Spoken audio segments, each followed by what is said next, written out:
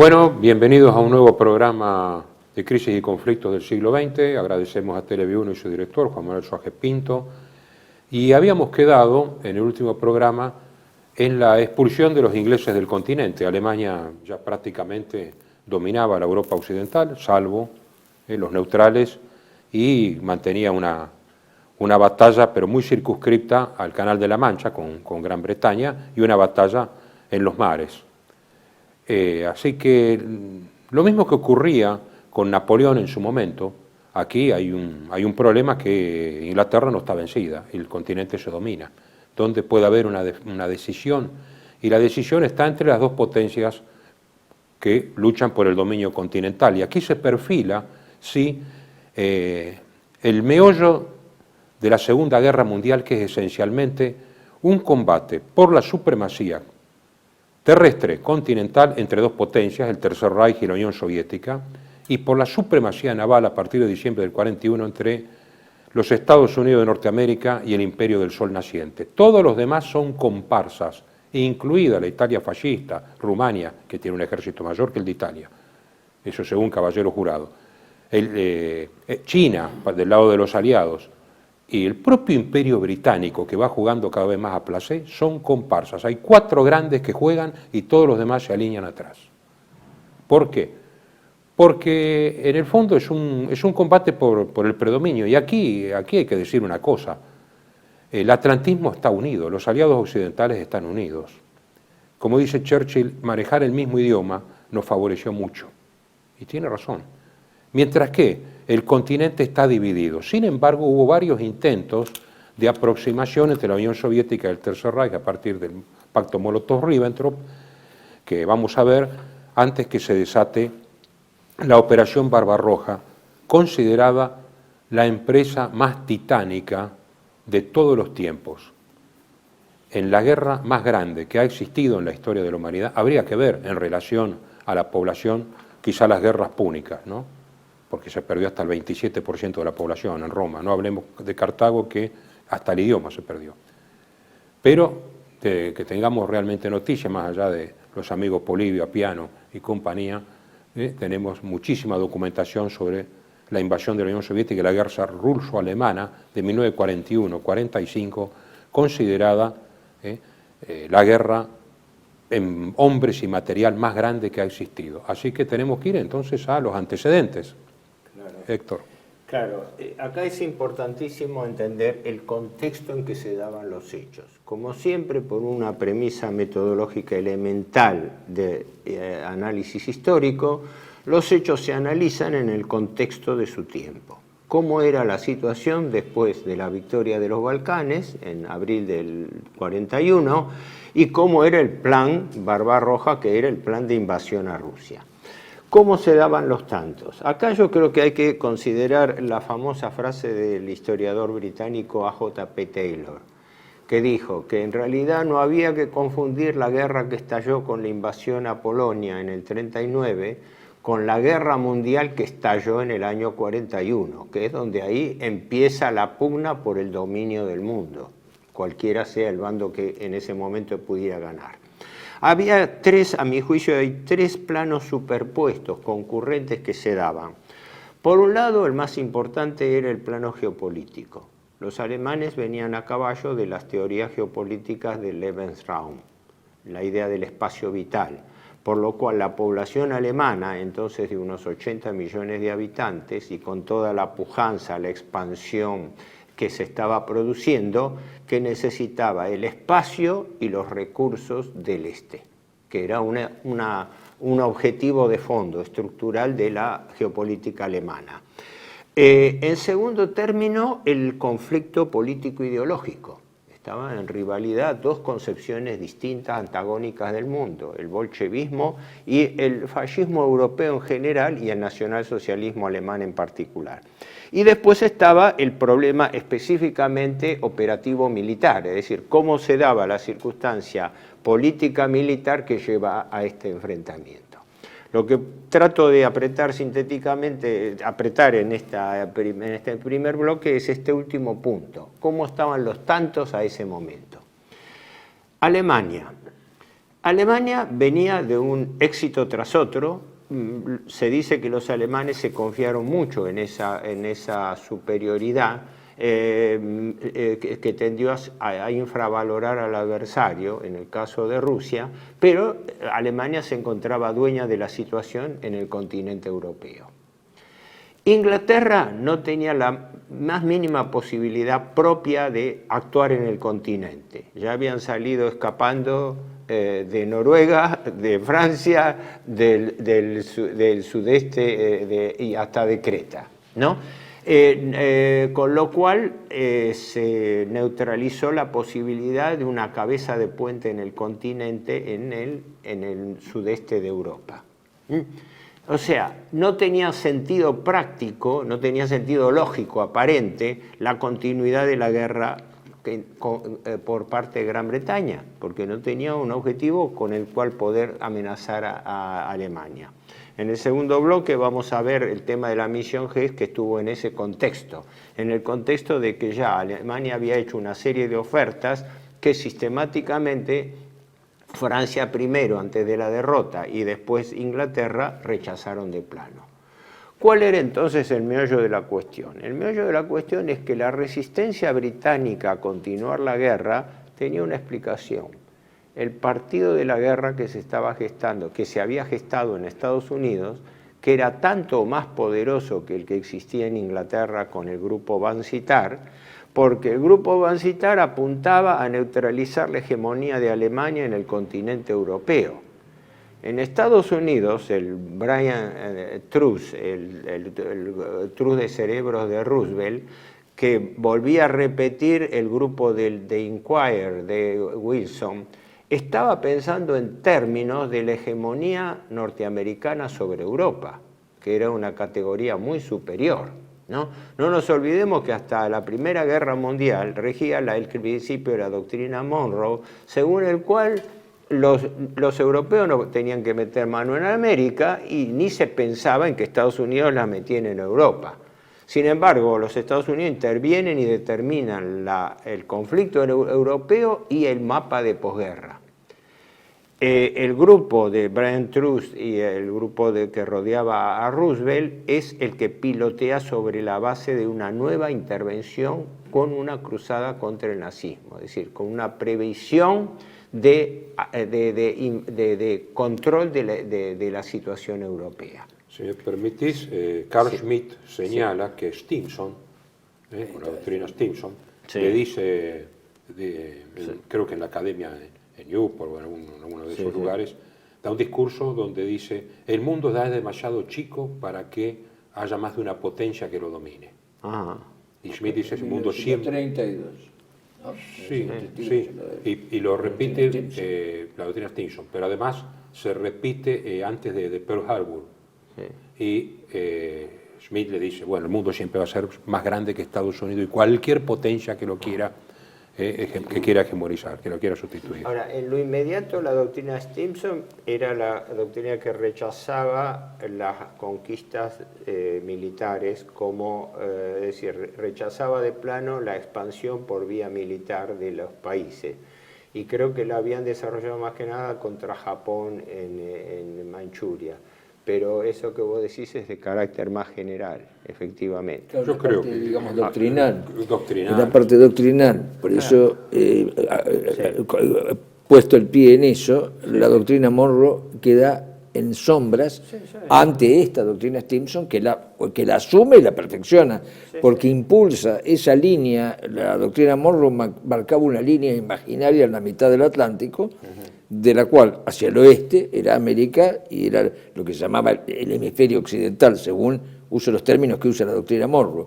Esa línea imaginaria tenía el hemisferio occidental, y en ese hemisferio occidental no podía intervenir ningún Estado europeo por ninguna razón y por ningún motivo. Y esa línea pasaba por la mitad del Atlántico, o sea que se consideraba el hemisferio occidental solo América, no evidentemente Europa, que quedaba fuera.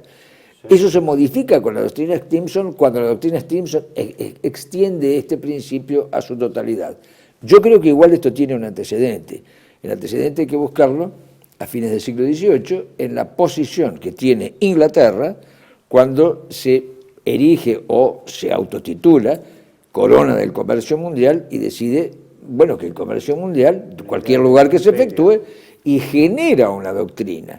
Esa doctrina es aplicada, luego del comercio pasa a la finanza, porque la finanza es digamos, la cabeza del comercio, hoy lo es, sin ninguna duda, y esa doctrina es la que inspira de algún modo la de Stimson. Eso será perfeccionado después, por supuesto, con la Carta del Atlántico, que la vamos a tener que mencionar, que es de 1941, ¿no es cierto?, que la vamos a tener que mencionar, y con la Alianza Angloamericana, cuyo primer paso se da en Terranova, con la pedida de Churchill. No, por eso ahí va. Sí. Eso terminaría, bueno, mucho después, con las doctrinas posteriores a la guerra. Los Estados Unidos, desde el año 37, dictaron una serie de leyes de neutralidad, eran más de una, donde, por influencia republicana, sobre todo, que estaban más jugados al aislamiento norteamericano en caso de conflicto, establecían reglas muy precisas para que los Estados Unidos no interviniesen en ningún conflicto. Sobre todo, cosa que ahora se actualiza con la crisis de Ucrania, no suministrando armas o apoyo a países que estuviesen en conflicto. Desde el año 37, el gobierno Roosevelt empieza a mandar una serie de proyectos al Congreso que empiezan a relativizar las leyes de neutralidad, de tal manera que los Estados Unidos pudiesen tener alguna excusa de intervención. La primera fue la ley de Cash and Carry, que se dictó en noviembre del año 39, o sea, a 2 meses de la invasión de Polonia, por la cual Estados Unidos hacía una excepción de que mientras los países que estuviesen en conflicto comprasen al contado y lo trasladasen por sus propios medios, lo podían hacer y Estados Unidos podía, lo cual era una vulneración a sus propias leyes de neutralidad, que por eso eran modificadas. Sí. Posteriormente vino, como hemos recordado, no sé en qué fecha del 40, la cesión de los 50 destructores a Gran Bretaña. Eso era alevoso, eso suministrar 50 destructores a un país que estaba en guerra con otra potencia era... Eso se perfecciona después, ya en el año 41, con la famosa ley de préstamo y arriendo, que esa era ya toda una maquinación muy superior, porque el que era secretario de Estado entonces, el famoso Henry Morgenthau, ¿no?, que era el que realmente estaba en el tema clave de la financiación de la guerra. No nos olvidemos que paralelo al desarrollo militar, se desarrollaba en Estados Unidos el plan de financiamiento de la guerra. Y el plan de financiamiento de la guerra descansaba en el aumento de la deuda pública norteamericana. Lo mismo que en la Primera Guerra Mundial. Por eso Estados Unidos empieza con una deuda pública de 43.000 millones de dólares y la termina en 268.000. La multiplica por 6. O sea que la guerra se hizo gracias a la financiación de la banca internacional norteamericana que posibilitó eso. Y después el hecho... Cuando decís banca internacional norteamericana, ¿te referís a la Reserva Federal o a la Unión de Bancos? No, a la banca norteamericana en general. El instrumento de la Reserva Federal era, por así decirlo, la estructura dentro de la cual se movía la banca, efectivamente. El antecedente en la Primera Guerra Mundial de los préstamos a Gran Bretaña y Francia. Sí, el 16. Y a los préstamos interaliados y todo. Sí. En la Primera Guerra Mundial creo que la deuda pública norteamericana aumentó unos 20 veces. Así que esa es una dimensión poco hablada de las guerras. Pero esto se consolida por la ley de préstamo y arriendo. La ley de préstamo y arriendo exactamente creo que fue también en el 40, fueron todos episodios anteriores, pero que daban la pauta exacta de que los Estados Unidos iban, como en un embudo, iban a involucrarse en el conflicto. Es una devolución de favores, en cierto modo, ya en la guerra hispanoamericano o hispano-cubano-filipino-norteamericano de 1898, cuando Gran Bretaña abiertamente y en contra de la actitud de Alemania y de Austria-Hungría y de Italia mismo, se alinea directamente con los Estados Unidos. Y entonces los norteamericanos dicen: nunca vamos a olvidar que somos agradecidos y que la única nación es Gran Bretaña. es nuestra amiga. O sea, la teoría de la relación especial que tanta... claro, o sea, que ya viene de fines del siglo XIX como compromiso incluso. Claro. ¿Sí? Cuando declara contrabando de guerra Gran Bretaña el carbón para todos los países europeos, pero no para los Estados Unidos. Sí, exactamente, yo creo que eso también tiene un antecedente que hubo que cicatrizar, que es la guerra civil norteamericana, por un lado, y la guerra de Cuba, porque cuando se produce la guerra de Cuba, exactamente, sí. Exacto, cuando la guerra de Cuba entre España y Estados Unidos, había un tercer interesado ahí. Si Estados Unidos intervenía, Inglaterra quería la isla de Cuba, quería Puerto Rico y quería la República Dominicana. Y Estados Unidos ahí volvió a competir. Pero después de eso buscaron de cerrar esa cicatriz, tanto que se cerró la cicatriz norte-sur en la interna de los Estados Unidos. Todas estas cosas para unificar, sí. Ahora, si no nos explica la doctrina Stimson. Volviendo al tema de cómo Estados Unidos va progresivamente limando, despejando el camino para una intervención directa en la guerra que se dio. El New Deal fracasó, pese a toda la propaganda histórica en su favor, en la crisis de 1937. Y de la crisis de 1937 sale, con el financiamiento del Tesoro, Morgenthau fue el cerebro del financiamiento, y Bernard Baruch, que restablece el WIR, el Grupo de Empresas para la Defensa. Así que realmente los Estados Unidos emergieron de la crisis del 30 gracias a la economía de guerra de la fabricación en gran escala. Los norteamericanos se involucran cada vez más en la guerra, intervienen apoyando en todo lo posible los movimientos de los mercantes británicos, ellos avisaban de los movimientos que veían de submarinos alemanes. Hubo varios incidentes menores, uno no tan menor, frente a Islandia, que fue atacado un destructor norteamericano torpedeado por Reuben James, sí. ¿Cómo? El Reuben James. Claro. Pero ya era evidente y era público y notorio que los Estados Unidos intervenían en favor de Gran Bretaña, suministrándole armas, alimentos. Acompañaban con sus propias unidades hasta Islandia. Claro, porque primero extendieron hasta mitad del Atlántico el área de seguridad norteamericana. Después, la cesión de destructores fue hecha con el argumento de que era cesión de destructores a cambio de bases en el Atlántico. Después los norteamericanos invaden Islandia. Sí, Groenlandia e Islandia, la consideran... Islandia, con lo cual se estaban posicionando cada vez más. De allí que era inevitable que la amenaza norteamericana se blandía. Esto es un factor importante porque cómo veían esto los alemanes y Hitler en particular. Veía que la resistencia británica y los británicos peleaban, sí, en la periferia, en África, habían contenido, pero el resultado concreto y geopolítico se tenía que dar sí o sí en Europa, no en los teatros periféricos. Entonces, frente a esta intervención norteamericana, se agrava la decisión alemana, porque tarde o temprano ese chubasco le iba a caer a Alemania. Es decir, cuando uno percibe que una potencia interviene cada vez más abiertamente en los conflictos frente a un oponente, y el oponente, Gran Bretaña, justamente resiste porque está apoyado por la potencia norteamericana, era una cuestión de tiempo. Por eso, como nos han pedido, hay una señal ahí para que... Si me queda nada más que la pregunta del millón. Espera. La pregunta del millón. Sí. Cómo esto no es algo que fue resultado de una cosa espontánea por las circunstancias, sino que es algo que venía planeado de antes. Porque la doctrina Stimson es del año 32. Sobre la planeación de la guerra podemos hablar mucho. Sí, quería redondear yo el último actor, la Unión Soviética, brevemente. Después del pacto Ribbentrop-Molotov, la situación empezó a preocupar en Alemania porque Stalin no dejó de dar puntadas sin hilo. Primero, con la ocupación de la mitad de Polonia. Después, la ocupación de la provincia de Besarabia tomada a Rumania. La guerra del invierno en Finlandia. El posicionamiento y el mismo dispositivo de guerra. Con lo cual, hacían prever que tarde o temprano el conflicto con la Unión Soviética se iba a producir, y el gran temor es que ese conflicto se produjera por una alianza macro entre el capitalismo norteamericano y el comunismo ruso.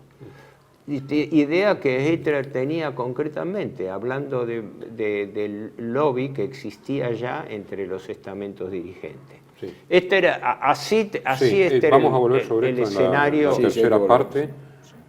Ahora vamos a hacer un corte. Que Stalin pensaba lo mismo. Claro.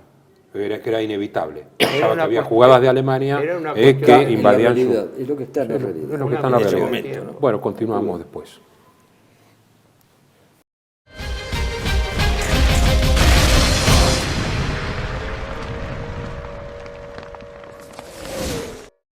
Bienvenidos a CEPA, Centro de Estudios del Pensamiento Americano. Nuevo sitio web de cursos de formación en política, filosofía, historia, literatura, geopolítica, religión, psicología y más. Cursos de formación que reflejan el verdadero pensamiento americano. Lo invitamos a elegir el curso de su agrado ingresando en www.cepa.la.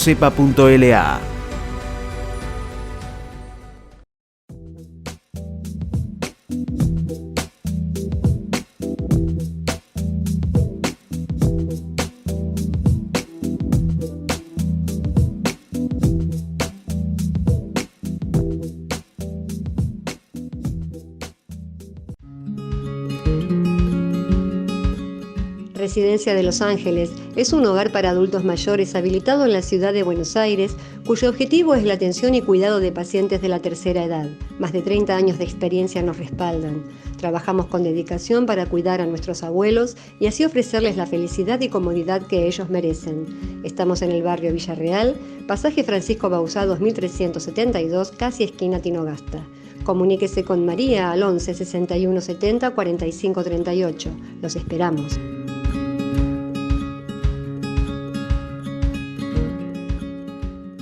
Decir siempre la verdad primero tiene un precio. Pero todos los días, en cada programa, en cada reportaje, en cada esclarecimiento, descubrimos que decir la verdad vale la pena. Decir siempre la verdad tiene un precio. Pero cada vez que recibimos tu apoyo, entendemos que seguir luchando vale la pena. Dependemos de tu ayuda. TLB1. Toda la verdad primero.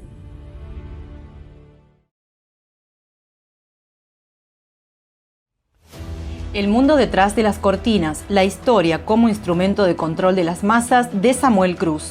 Un libro que desenmascara los mecanismos de control de las masas puestos en práctica por el Instituto Tavistock en la Segunda Guerra Mundial contra Alemania y contra la humanidad. Disponible en Argentina en editorial Cruz y Fierro.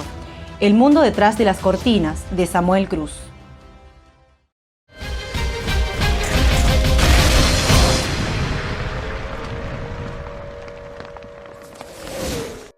Bueno, volviendo entonces a este tema, hay que recordar siempre la premisa británica ya desde la reina Isabel Tudor. Tener la mayor flota que ninguna otra potencia pueda tener una flota como para desafiar el dominio del mar, porque es una isla está limitada en sus recursos por el exceso de población, en algún momento iba a tener que buscar los recursos de otro lado. Para eso tiene que manejar el mar. Una buena flota mercante protegida por una buena marina de guerra. Eso es inevitable. Y después, que no haya ninguna potencia hegemónica en el continente, porque entonces le puede manejar los mercados más importantes, que son los mercados europeos, indudablemente. Entonces era casi... Nosotros vemos que las guerras son producto de circunstancias colectivas y automáticas, es decir, fatales. Y el partido de la guerra es un partido muy realista en este sentido. Más allá de que han transformado la economía mercantil en economía financiera. Pero también acá hay una guerra, digamos, entre el capital del productivo y el capital financiero, que se fue dando y que Lenin y Sombart, desde dos puntos de vista totalmente opuestos, coinciden en esto, de que hay un distanciamiento cada vez mayor de lo tangible respecto del capital abstracto. Una de las ideas con respecto al fracaso de la misión GES fue que la geopolítica iba a contramano de las finanzas.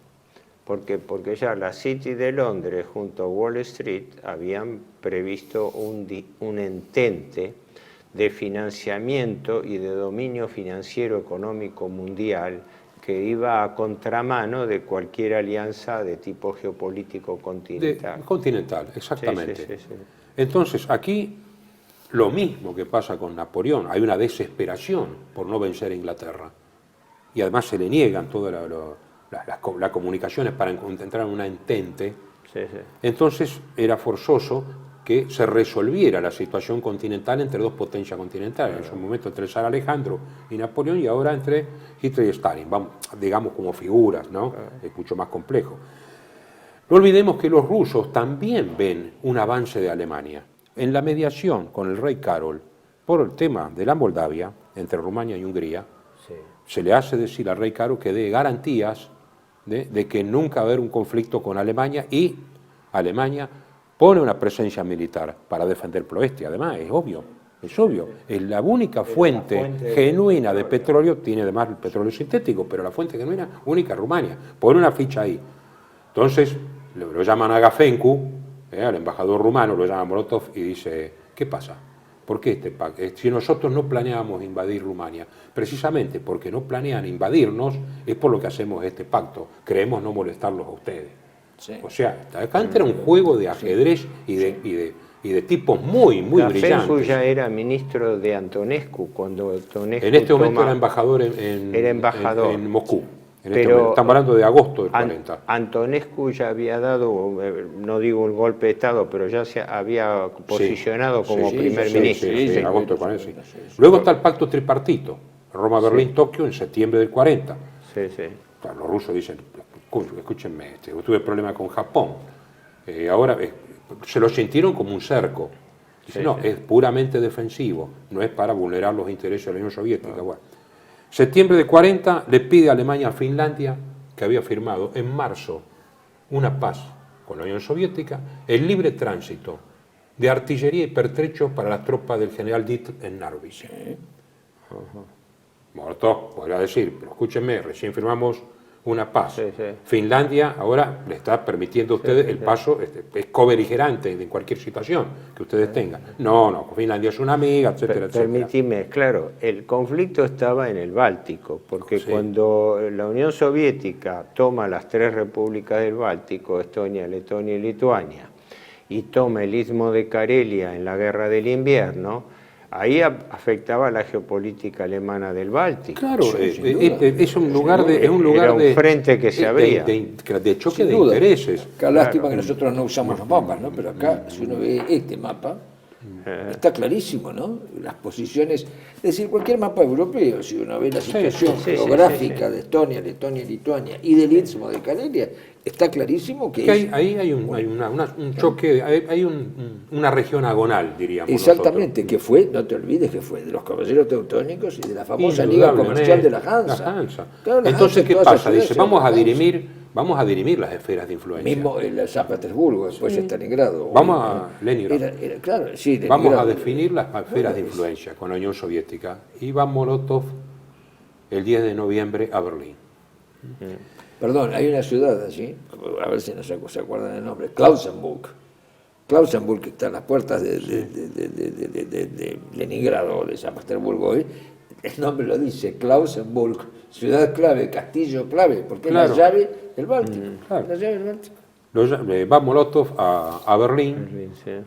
Aquí no podemos dudar de la veracidad de Paul Schmidt, el intérprete, que en Europa entre bastidores, y de Gil Gruber, estadistas y diplomáticos con Hitler, en donde coinciden que Molotov es un hombre muy inteligente y muy duro. Le decían traste de acero, por no decir otra palabra, porque él se sentaba y decía no, y volvía a negociar. Que se dice que ahí lo hackeó a Ribbentrop con respecto a que apuró las decisiones de Alemania. Molotov dice, estamos dispuestos incluso a entrar en el pacto tripartito. Siempre y cuando los intereses que tengamos en Finlandia no los vulneren, o sea, ahí en la nariz del Báltico. Cambiamos la influencia en Rumania por Bulgaria y queremos el control del estrecho de Dardanelos y el Bósforo con bases, por lo tanto ustedes tienen que apretar a Turquía. Hitler se niega, porque dice, No tanto por el tema búlgaro, porque yo voy a consultar con Mussolini. Claro, Italia tiene más, digamos, que perder en la zona balcánica y danubiana en ese momento. Y lo de Turquía no, porque piensan, si yo concedo esto a los soviéticos, los turcos van a aliarse inmediatamente con los ingleses. Obvio. Si no lo defiende Alemania, no lo defiende, pues ¿cuál es el que tiene? Que lo tiene ahí, tiene Irán, tiene el Medio Oriente, que es británico. Cuando la natural alianza de Turquía, como todos sabemos, era con Alemania o con Austria. Exactamente. Entonces, para no vulnerar... Un detalle importante. Turquía permaneció neutral toda la guerra, con todos sus altibajos, y Alemania nombra como embajador a von Papen, que estuvo durante toda la guerra para mantener el equilibrio. Un súper embajador. Por eso, nada menos que a von Papen. ¿Sí? Entonces, para colmo, los ingleses, que sabían que estaba Molotov en Berlín, hacen un bombardeo nocturno. Chico, pero entonces Molotov le dice a Hitler, pero escúcheme, no es que los ingleses están terminados, porque había dicho los ingleses están acabados. Sí. Los que están arriba es que están arriba. Fue así, estaban en la embajada soviética, que está ahí está en la UNTA del Linden, la embajada, sigue siendo hoy la embajada rusa, y cuando sonaban las bombas, dijo, perdón, los que están arriba, que son si los ingleses están liquidados. Sí, creo que la expresión, aunque la ha ridiculizado, fue que estando ahí sonó la alarma y tuvieron que ir al sótano, al refugio. Y Ribbentrop habría dicho algo así como Inglaterra está terminada, y Molotov ironizó, dice, bueno, no parece que está... Claro, ¿quiénes son los que están acá arriba? Confluyen una serie de cosas, Molotov vuelve con las manos vacías a Moscú. Hitler dice, bueno, ¿qué hacemos? Bulgaria la necesitamos para defender a Italia, que ya estaban en problemas. Tenemos que ver qué pasa con los Balcanes. No podemos dejarle Bulgaria, pero sobre todo no podemos molestar a Turquía. Pero además, ¿qué pasa si le damos una injerencia a los rusos en Finlandia y los ingleses ocupan Petsamo? Porque eso lo podían hacer. Y si nos cortan el norte de Noruega. Es decir, hay toda una geopolítica trágica, si se quiere, ¿no? Porque uno desconfía del otro, el otro desconfía del otro. Stalin desconfiaba de todos, porque Churchill ya le estaba ofreciendo la zanahoria y dice, no, Churchill no, y Hitler tampoco. No, además, acordate del nombramiento de los embajadores. Los dos embajadores, tanto el norteamericano en Moscú como el británico en Moscú, Harriman, cuando nombran a Harriman, eran marxistas. Con un hombre de la finanza también. No, un detalle está en que esa visita de Molotov a Berlín, que fue en noviembre del 40, no sé si queda, parece que fue el último contacto formal, pero el balance de esa entrevista fue que Alemania y Rusia no iban a llegar a un acuerdo. No iban a llegar a un acuerdo. Con lo cual, no es casual que la operación Barbarroja, ya Hitler la define entonces, bueno, la directiva creo que fue en enero. El 18 de diciembre del 40. De diciembre, por eso. Convoca la directiva número 21, que está en Trevor Rupert, ¿no? Hitler Wars Direct. Porque se habían insinuado una serie de acuerdos. Dice, ante la imposibilidad de... No podemos entregar Bulgaria, no podemos entregar Finlandia, no podemos entregar... Y además, Stalin, ¿qué hace entonces? Hace un pacto de no agresión con Turquía, que van a respetar los dos toda la guerra. Hace un pacto de amistad con Belgrado. Y hace, digamos, tira las líneas a ver qué pasa con Occidente. Entonces, la directiva número 21 dice que hay que atacar a Rusia en una rápida campaña, porque el Estado Mayor alemán no tiene la experiencia de la Primera Guerra, no come vidrio, como decimos, y la única forma de derrotar las coaliciones que se están formando es derrotar rápidamente a un adversario. Es un poco la guerra griega, la guerra griega que era levantar a los campesinos, entonces tenían que volver a la cosecha, y, liquidar al enemigo lo antes posible, porque cuanto más se prolonga la guerra, la polis más... está en efervescencia, cosa que se comprueba con la expedición a Sicilia, que dice Tucídides que fue un desastre porque la gente se soliviantó, más la peste de Atenas. Es decir, digo que hay invariantes siempre. Una guerra prolongada produce, hay que estar muy convencido Exacto. El gasto de guerra, Ese es el un gasto de punto, guerra un es punto inevitable, clave que es inevitable. señalás. Uno de los puntos centrales de la Operación Barbarroja era el tiempo. El tiempo. Tenía que ser una campaña de ¿cuánto? De 9 a 12 semanas Sí, antes exacto. del invierno ruso. Que lo que vamos Antes a del hacer. invierno, había- alcanzar una línea AA Astrakhan-Arcángels, Sí. o sea, del sur al norte. Sí, sí, sí. Porque con eso ya estaba derrotada la Unión Soviética y tomar, por supuesto, la capital política, militar Sí. y Que ahí geopolítica fue, que es Moscú. cuando lo expliquemos, el problema de las triple maniobras estas que Sí, ahí no, es además donde el había espacio, el glacis. un inestable Tengo inestable algo muy equilibrio. interesante, que es Matsuoka. Matsuoka, el ministro nipón, ministro que habían comenzado su carrera diplomática estando en Versalles. Matsuoka. ¿Ah, sí? Sí. Era lo mejor de Japón. Claro, porque Pro-eje. Japón era del lado aliado en la Primera Guerra Mundial. Claro, Sí. pro-eje Matsuoka, pero era en ese momento pasa por Moscú y firma el pacto de no agresión. Estamos hablando de principios del 40, antes de ir a Berlín. Claro, lo cual fue un alivio para la Un Unión alivio para Stalin, Soviética. porque había una situación realmente difícil Sí, con sí. Japón. Los japoneses también habían cobrado, estaba Zhukov en aquel entonces, cuando los derrotan en Manchuria, con los blindados, no podían hacer nada los japoneses frente a los blindados soviéticos, pero quería asegurarse las espaldas, como Hitler aseguró las espaldas en la campaña de Polonia y de Francia. Es curioso lo que dice Schmidt, que Matsuoka es recibido con vítores por la población de Moscú y Stalin, saludando por primera vez y única quizá a todo el mundo, a los chiquitos y todo, con Matsuoka, acompañándolo al coche oficial. Matsuoka realmente conmovido, se encuentra con Krebs, que es el agregado militar alemán, le palmea la espalda, le dice, Krebs, le guiña el ojo, supongo que seguimos siendo amigos como siempre, ¿no? Sí. Y Krebs, cuadrado, firme, y Matsuoka va a ver y dice, la verdad que me conmovió Stalin nunca lo vi tan simpático. Estaba contento por lo que había firmado. Ahora, esa fue una muy mala noticia para Alemania, porque la conclusión inmediata fue que eso liberaba de gran parte de las preocupaciones rusas, que tenían que retener fuerzas en el Extremo Oriente porque tenían el antecedente de la guerra. Pero entiende el juego de ajedrez, si vos no me das acá, entonces yo hago el pacto, igual que te amenazo con que yo tengo más que vos. Viene acá a señalar esto, uniendo estas tres puntas de lo que estamos diciendo, la posibilidad por este pacto de no agresión de que faltaran al pacto de no agresión los japoneses. Y no faltaron, por eso creo yo que los informes que mandaba Sorge... Hay un factor externo en atenuante de Japón.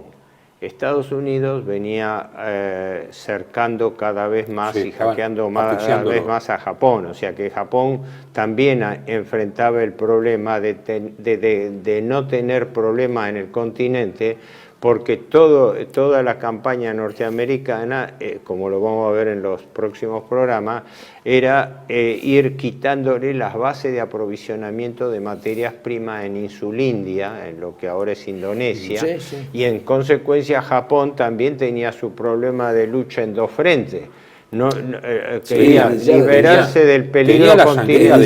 Tenía la sangría de China y no iba a añadir a la Unión Soviética. Yo no quería referirme a su problema continental, después iba a venir el otro, lo iba a agregar después. Al continental, que significaba primero el conflicto con China, que ya era el conflicto que existía. Eso es lo que y el hecho de que no, por supuesto que no iba a atacar a la Unión Soviética porque no tenía blindados, no lo podía hacer.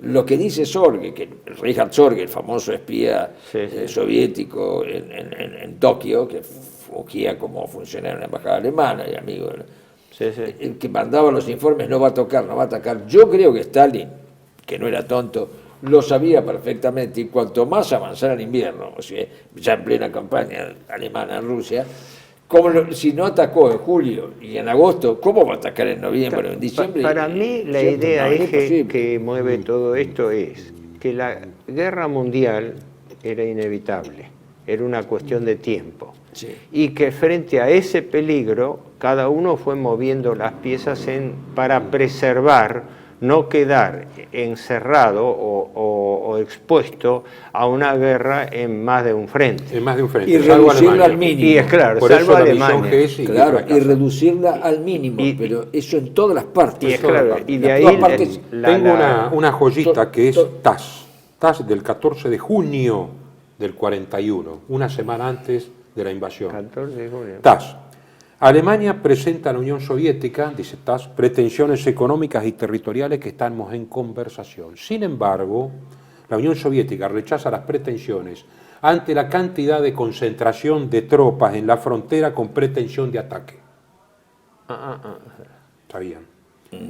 La Unión Soviética, por lo tanto, tiene que prepararse intensamente para una guerra con Alemania y por eso estamos concentrando tropas en la frontera. 3 días después, no se sabe si por Stalin o qué sé yo, se desdicen. Dice, Alemania, los rumores de que piensa romper el pacto falso es propaganda anglosajona. La Unión Soviética ha respetado y sigue respetando el pacto, y las movilizaciones que tenemos ahora son las movilizaciones típicas del verano para los conscriptos y los reservistas. ¿Cómo se está jugando esto? Es increíble cómo se está jugando. Claro, porque paralelo a la movilización alemana, había una movilización soviética, rusa. indudablemente. Ya Stalin había acelerado los planes de incluso traslado de industria pesada a la zona de los Urales para tener Más un allá de los frente de Urales. reserva económico, no porque previera que iba a perder el territorio que perdió, pero sí asegurarse la provisión de materias primas e industria de retaguardia. Después lo vamos a hablar eso, cómo fue el error de evaluación alemana frente al potencial ruso. Claro, pero esto, eso como sí, nos han hecho La seña. la seña, vamos a presentar la operación Barbarroja en Claro. síntesis ahora y después a las operaciones propiamente dichas. Claro, ¿cuál en era el la próximo idea bloque. eje?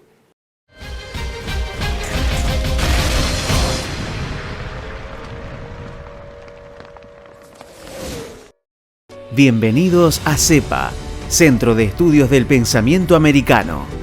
Nuevo sitio web de cursos de formación en política, filosofía, historia, literatura, geopolítica, religión, psicología y más.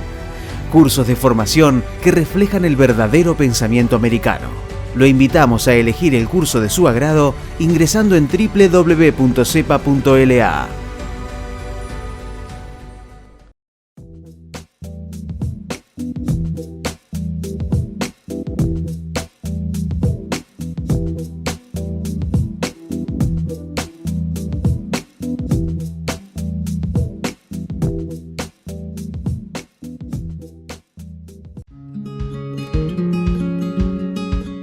Residencia de Los Ángeles es un hogar para adultos mayores habilitado en la ciudad de Buenos Aires, cuyo objetivo es la atención y cuidado de pacientes de la tercera edad.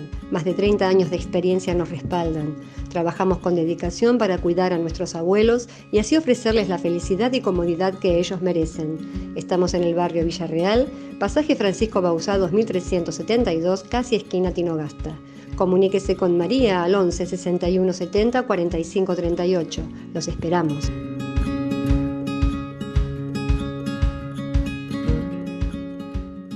Decir siempre la verdad primero tiene un precio. Pero todos los días, en cada programa, en cada reportaje, en cada esclarecimiento, descubrimos que decir la verdad vale la pena. Decir siempre la verdad tiene un precio. Pero cada vez que recibimos tu apoyo, entendemos que seguir luchando vale la pena. Dependemos de tu ayuda. TLV1. Toda la verdad primero.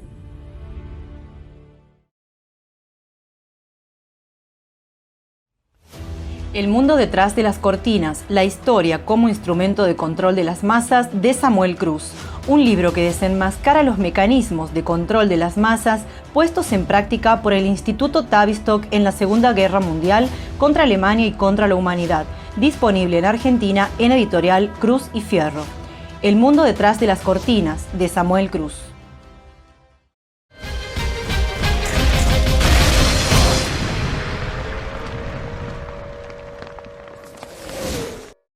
Bueno, continuamos entonces. El caso de Alemania es siempre arquetípico. Alemania está, por su posición geográfica, entre dos fuegos, digamos, ¿no? Entre el oeste y el este, siempre por el conflicto de intereses con el atlantismo por un lado y con el continentalismo, la rivalidad por el otro, y entonces hubo intentos de convencer, entre comillas, a los ingleses de tratar de encontrar una solución al conflicto, por lo menos en Occidente, previendo lo que ya se venía, la posibilidad de la guerra con la Unión Soviética. Y así hay una misión muy especial, ¿no es así, Raúl? Sí, claro, sí, lo que después se llamó Misión Hess, pero eso tiene antecedentes que habría que remontarse, por supuesto, a la primer momento de paz que hubo entre la campaña de Polonia y la campaña de Francia. Es decir, en todo momento la pregunta es ¿por qué Alemania quería la paz, sintiéndose tan poderoso? Primero hay un problema psicológico que hay que tenerlo en cuenta. Y si un país está haciendo una revolución, no quiere que haya guerra, no quiere la guerra. Es decir, ni Alemania, yo sostengo que ni Alemania ni Italia querían la guerra, al menos en ese momento. No la querían porque estaban haciendo la revolución, estaban trabajando en eso. El proyecto era el 42, que iba a ser prácticamente... Si era necesario, o sea, no querían la guerra. Es decir, tampoco, hay que tener en cuenta que tampoco quería la guerra ya Francia, creo que en algún momento lo dijimos en un programa anterior, ni tampoco la quería Inglaterra en su mayoría, y Estados Unidos totalmente al margen. El problema es quiénes manejaban esto, las nomenclaturas que manejan los países, porque el problema es que la gente, nadie quería la guerra, nadie. Pero sí... La experiencia de la Primera Guerra Mundial se había considerado como el límite de toda... La Unión Soviética, curiosamente, tampoco a partir del 33, 34, hasta a partir del triunfo del fascismo en Europa, tampoco la quiere, prefiere hacer una revolución interna. Prueba está que las famosas purgas de Stalin, cualquiera sea el problema, es decir, es para controlar el problema interno. El socialismo en un solo país. Y el socialismo, exactamente, en un solo país, cortando definitivamente con la internacional, lo que se llama internacional comunista. Acá hay que reconocer que un sacerdote argentino, esto lo puso en letras de molde en el año 42, cuando dijo que Stalin ya no era más el centro de subversión mundial, sino solamente el intento de imponer una revolución de tipo...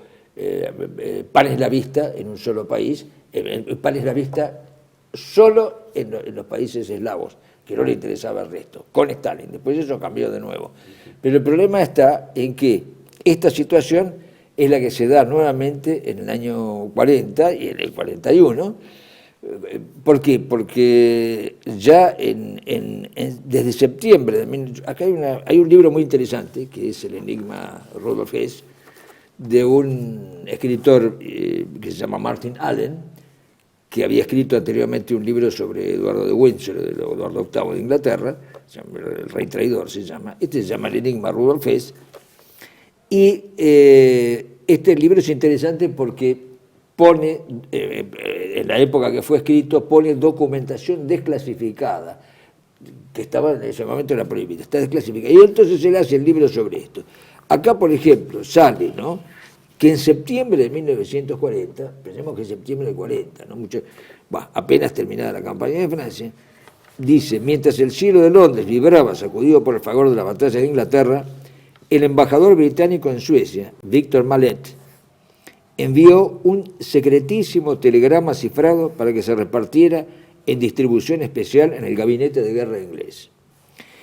En su telegrama, un atónito embajador informaba que un abogado berlinés, el doctor Ludwig Weissauer, de quien se cree que era emisario directo de Hitler, decía que me reúna con él en el mayor de los secretos para hablar de la cuestión de la paz. Efectivamente, el doctor Ludwig Weissauer era no solo el abogado principal del Partido Nacional Socialista, sino también asesor legal privado del mismísimo Adolf Hitler.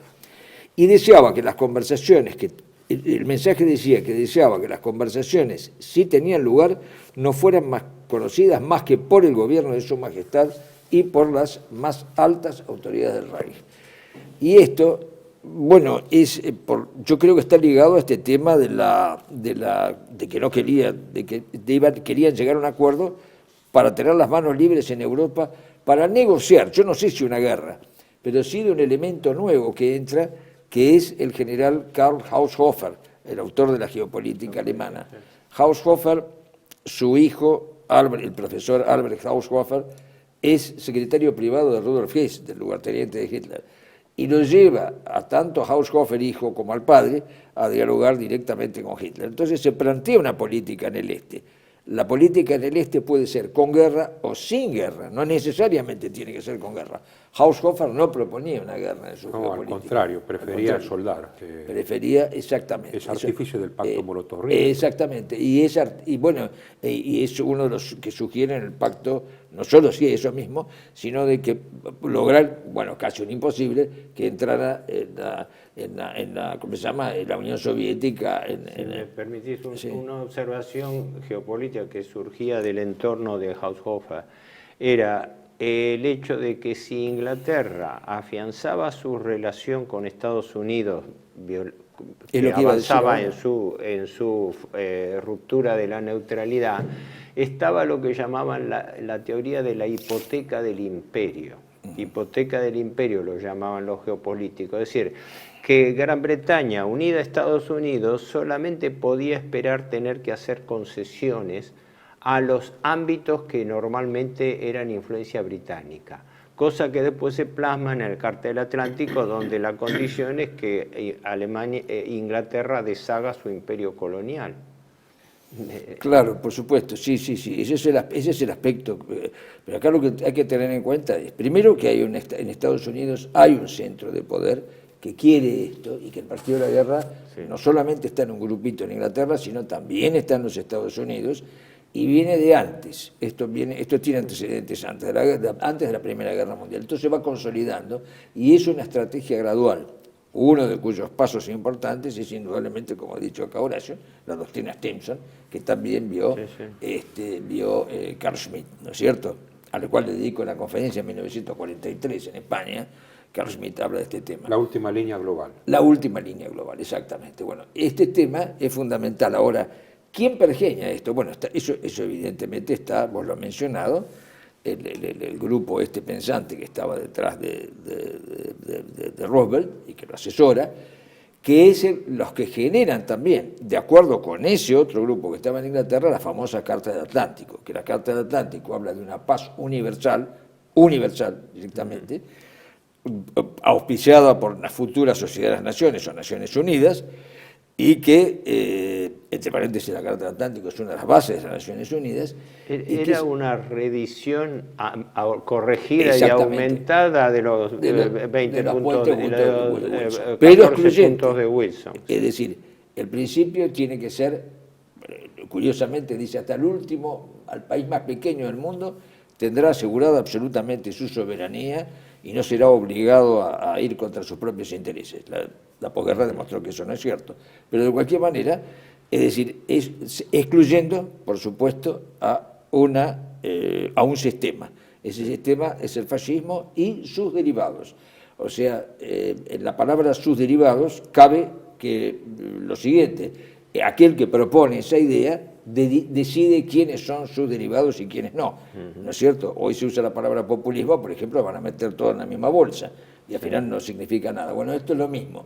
Ahora bien, en el momento en que Inglaterra formalmente, en Terranova se encuentran Churchill y Roosevelt, lo que Roosevelt pide es concretamente este principio que después apareció en la Carta del Atlántico, que le pide directamente que acepte ese proyecto universal, y Churchill es mucho más pragmático hasta entonces. Cuando se produce con las distintas, ¿cómo se llama?, ofertas de paz por parte de Alemania, fueron muchísimas. La más notoria es la que llega a través del Vaticano y la presenta el nuncio apostólico en España. ¿Por qué en España?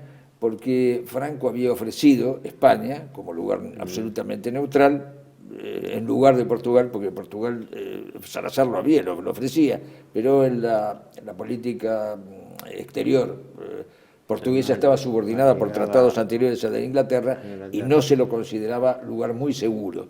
Entonces se lo trasladó a España. Franco puso como condición que solo asistiera a esas reuniones el general Jorge Vigón. en una de esas reuniones, en donde participaban el embajador inglés en España, que era Samuel Hoare, y el profesor Albert Haushofer, que era el secretario privado de Hess, como delegado alemán. Llegó el nuncio apostólico diciendo que, bueno, que evidentemente ya estaba la paz, porque el plan que proponía Alemania sobrepasaba los pedidos formales por parte de Inglaterra.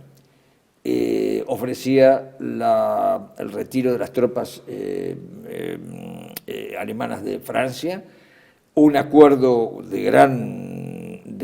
gran distancia y en el tiempo con Francia, compensaciones para Bélgica y Holanda por su situación, por lo que habían sufrido durante la invasión.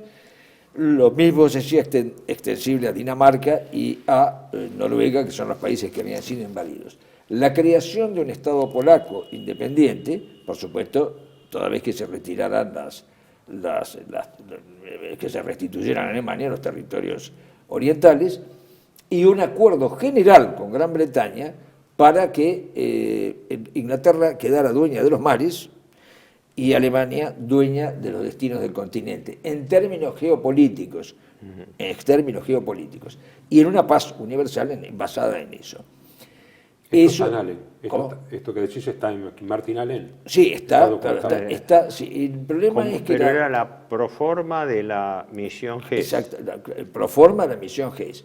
Cuando esto se produce, evidentemente el embajador inglés, Samuel Hoare, dice, sí, evidentemente, bueno, son más de las condiciones que pedimos, entonces, pero esto tiene que ser tratado con Churchill. Churchill, cuando recibe eso, bueno, es un impacto muy fuerte, porque el partido lo que hemos dado a llamar el Partido de la Guerra, aconsejaba, Churchill era parte de eso, aconsejaba que fingieran tomar las tentativas de paz y estudiarlas, pero darles largas al asunto con dos objetivos, que eso se deduce de la correspondencia que este hombre publica entre Lord Vansittart y Horst Belisha, que era el ministro de Defensa. Había sido ministro de Economía, ahora de Finanzas, sí. Ahora ministro de Defensa. Bueno, la correspondencia entre ellos es interesante porque revela el verdadero rostro del Partido de la Guerra. Y dicen, tenemos que convencer a Winston que no acepte esto y que eche de su gabinete... Churchill había nombrado asesor al mayor Basil Liddell-Hart, el famoso historiador, que era además un gran estratega militar, en realidad es el padre de la Blitzkrieg, el mayor Liddell-Hart, pero que naturalmente era partidario de la paz con Gran Bretaña. Por aquello que alguna vez hemos dicho acá, de que la reina Victoria no quería guerras entre Gran Bretaña y Prusia, no las quería, y que había, digamos, una línea, una corriente que seguía ese deseo de la reina Victoria de una gran paz europea, que preludio de una paz universal. Eduardo VIII. Eduardo VIII, exactamente. Eduardo VIII quería seguir esto. Bueno, es sabido, una gran parte, si no la mayoría de la nobleza británica, de la cual fue ejemplo el duque de Windsor, estaba en la idea de un acuerdo con Alemania. Exactamente. Vos fijate que curiosamente los hombres que proponen estos cambios y los que no quieren la paz son los de izquierda. Clement Attlee era un hombre de izquierda, después fue primer ministro. Después de Churchill, después de terminar la guerra, fue primer ministro y es uno de los cerebros de la Carta del Atlántico. No es el único, por supuesto, pero es uno de los cerebros. Hay una reunión de cerebros para hacer esto. Y son de izquierda, son hombres de izquierda. Generalmente son hombres de izquierda, progresistas y demás. No son partidarios de la paz. Curiosamente, son los conservadores ingleses los partidarios de la paz. Y los conservadores norteamericanos, porque Estados Unidos tiene un enorme... la inmensa mayoría de la población norteamericana quiere la paz.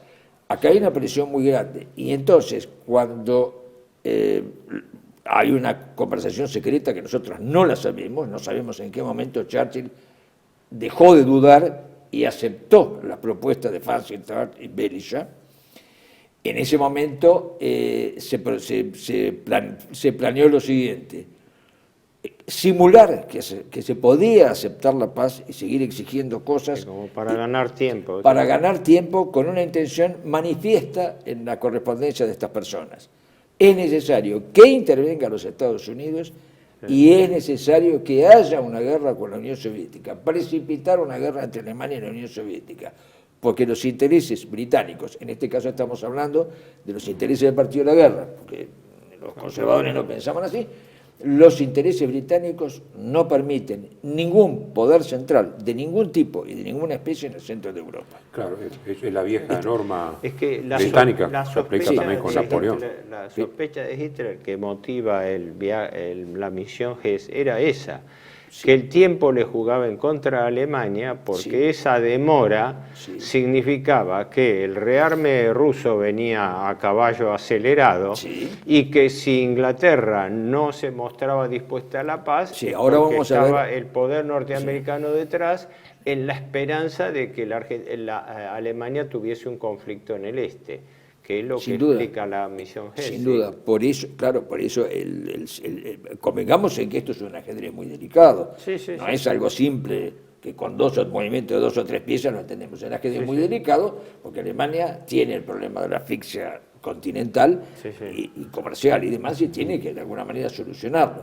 Pero además de eso, el problema es la otra presión, porque la otra presión está dispuesta a pagar un precio realmente asombroso si nos atenemos a lo que este hombre, que es partidario de eso, bueno, están dispuestos a entregar a la Unión Soviética, con tal de que la Unión Soviética entre en guerra con Alemania, a entregar lo que fuera necesario a la Unión Soviética, lo que pida.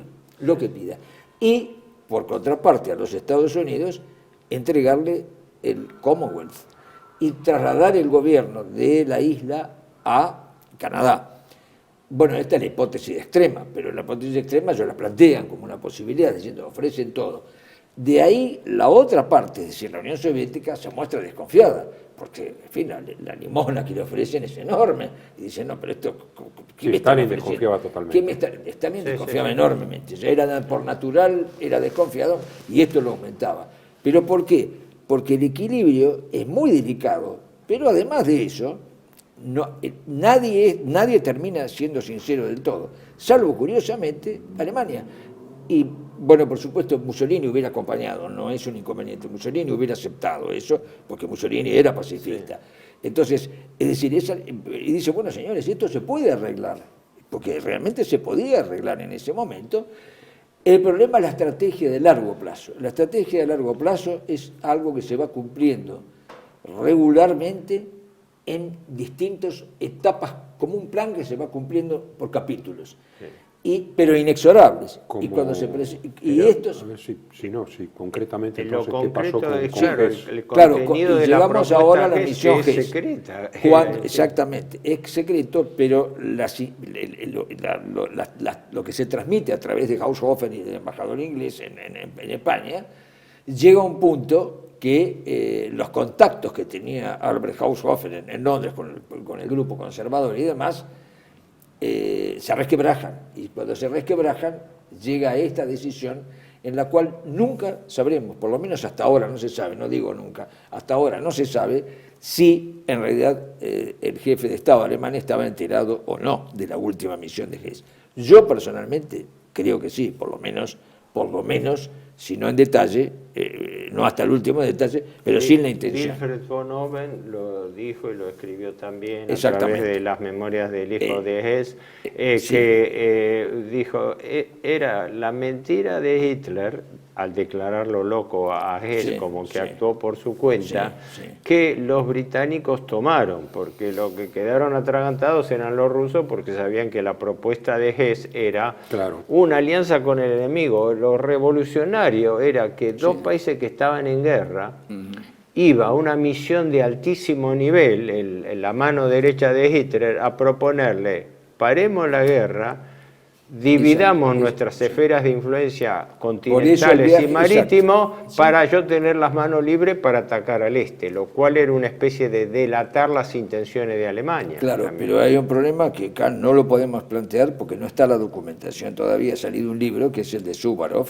que hay un proyecto de ataque de la Unión Soviética para el 15 de julio del 41, la Operación Barbarroja empezó el 22 de junio, el 15 de julio, de ataque inverso, y por eso la concentración de tropas. Pero eso, yo creo que eso pertenece a la geopolítica misteriosa, secreta. Sí, el viaje de Hess, no, porque el viaje de Hess es el último intento desesperado, como para usar tu palabra, Claro, sí. desesperado por lograr esa paz, porque el daño de la falta de esa paz iba a ser para todos. Claro, un detalle va a ser para importante, todos. el viaje Inglaterra fue- salió. Han hecho El- una el día- señal, tenemos que redondear. el viaje fue el 11 de mayo. Sí, el 11 de mayo.